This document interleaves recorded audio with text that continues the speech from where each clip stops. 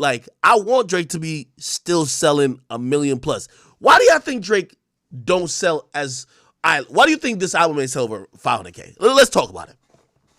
And which, by the way, I'm gonna tell you, 410 or 411 is still a W, but why do you think it didn't sell over 500K?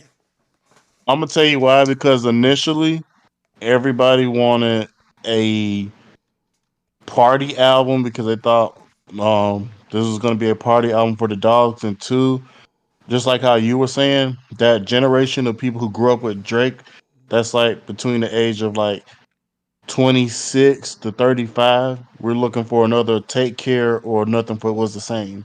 And that's why. That's all after the fact reasons, though. Yeah. That's why I agreed to. I think that's after.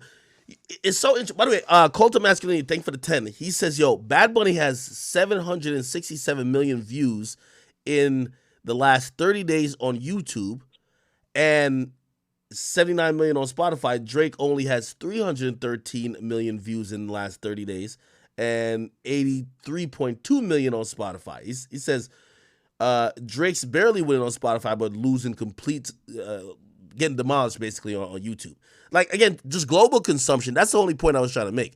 Global consumption. I think a lot of U.S. artists, and I told y'all about this before, a lot of U.S. artists play the U.S. market too much. Like, again, think about it. And maybe it's because the music just don't translate. When you're a little baby level, like, at some point, you got to start, you know what I mean, going to other countries and shit like that if you really want to be getting them bags. Like, yo, it's being reported that Bad Bunny's getting $10 million for every show. You know that, right? Is every he show, Drake? $10 million. I don't think so. I think Birdman was just chatting. But put it like this. $10 million a show. You don't get to that just by, like, only appeasing niggas in Milwaukee, Chicago, L.A., Houston, and motherfucking, like, New York. No, you got to kind of have to have a global appeal. Wait, you got to be able to pull out the illegals. You know what I'm saying? Huh?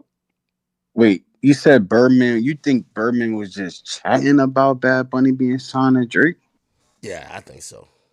So why would he just chat like that? Like, that shit crazy. You don't know what to believe no more, bro. Well, put like this. First of all, if he was really signed to OVO, you don't think Drake would be taking credit for that? That's a win, bro. That's a win. Secondly, you don't think he would be promoting Drake will be promoting his album more? Y'all don't think so? Yo, I don't even know what to believe. You just fucked my head up, bro. Cause wait, did you when believe Birdman it? said that shit, I literally believed that shit. I don't even know no more, bro. So you just took it at face value. Yeah, this nigga's trolling. This nigga facts is trolling, y'all. Yo, I think the reason why I got 3 reasons why the album didn't sell as much. Go ahead. Number 1, I think it's partial oversaturation. Okay, I like that reason. I think, secondly, the only real promo or marketing for this album was a tour from the previous project.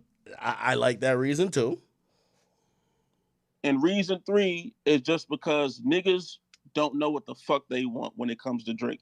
To be honest, most of the critique of this album is not about the actual music. It's about niggas being right or wrong about the album.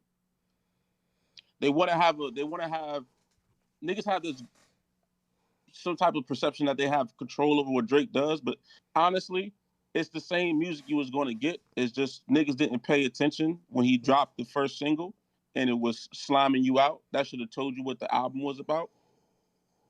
So again, although, again, I think the music is great music on that album. I think it's honestly, if not his first and only complete concept album. Like, it's a concept here that I can understand off rip.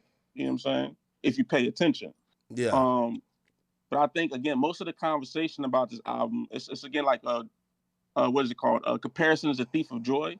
How do you niggas want old Drake, but y'all want this nigga to do something new every time? It's like at a certain point you got to just accept that you're getting a Drake album, and this is a phenomenal Drake album, if you ask me. Hey, put it like this. Word. And by the way, Cult of Masculinity, thank you for the 10. He said, or thank you for the 5 this time, actually. He said, yo, Taylor Swift's movie did $128 million in the opening weekend worldwide. He said, I don't think Drake could do anything close to that. But and hold on, this is my issue with the Taylor Swift comparison, just across the board with anything that has to do with Taylor Swift. Taylor Swift right now is actually going on tour off of basically a greatest hits album. I don't think nobody else is talking about that because we don't give a fuck about Taylor Swift for real. But if you pay attention, she's doing a greatest hits album type shit. Like it's not like just a new music for real. It's her old historic classic Yo, album. I feel like for the mixed with some last other 3 shit. years, she been putting out her old music and just giving like 3 or 4 songs new. Which, by the way, illest finesse ever. Like, yo, Yeah, I'm like she re-recording my finessed old niggas, shit, and I'm gonna give y'all just 3 new songs, and that's the album. And to be honest, if Drake was to go away for 3 years and come back and be like, yo, I'm about to do a greatest hits album and tour, nigga, that shit gonna go crazy.